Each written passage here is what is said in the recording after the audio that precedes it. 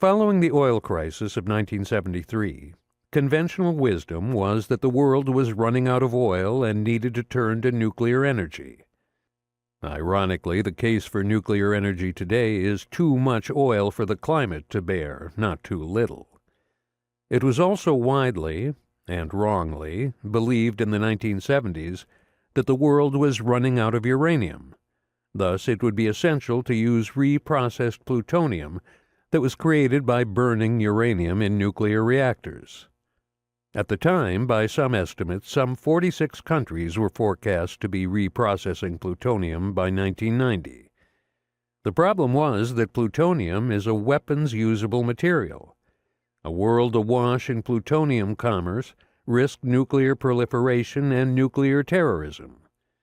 Already in 1974, India became the first state beyond the 5 listed in the 1968 Non-Proliferation Treaty, NPT, to launch what is euphemistically termed a peaceful nuclear explosion. France agreed to sell a plutonium reprocessing plant to Pakistan, where Prime Minister Ali Bhutto had said the country would eat grass before letting India develop a nuclear monopoly in South Asia. In Latin America, Germany was selling a uranium enrichment plant to Brazil, and Argentina was exploring plutonium options.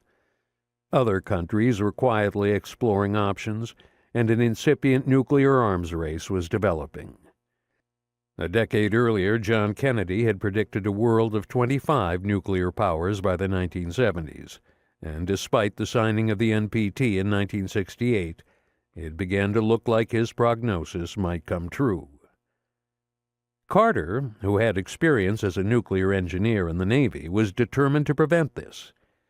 Before joining the transition team for the State Department, I'd participated for more than a year on a Ford Foundation and MITRE Corporation commission on nuclear energy and non-proliferation, which included a number of eventual members of the Carter administration, including Secretary of Defense Harold Brown and Arms Control Director Spurgeon Keeney.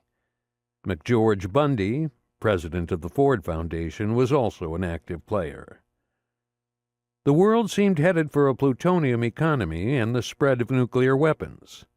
The Ford-MITRE report called this conventional wisdom into question and argued that the safest way to use nuclear energy was an internationally safeguarded, once-through fuel cycle that left the plutonium locked up in the stored spent fuel.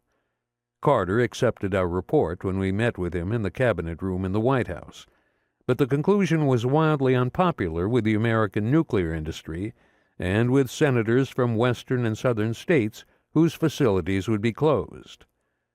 It was also anathema to allies such as France, Germany, and Japan, whose energy strategies and exports would be undercut.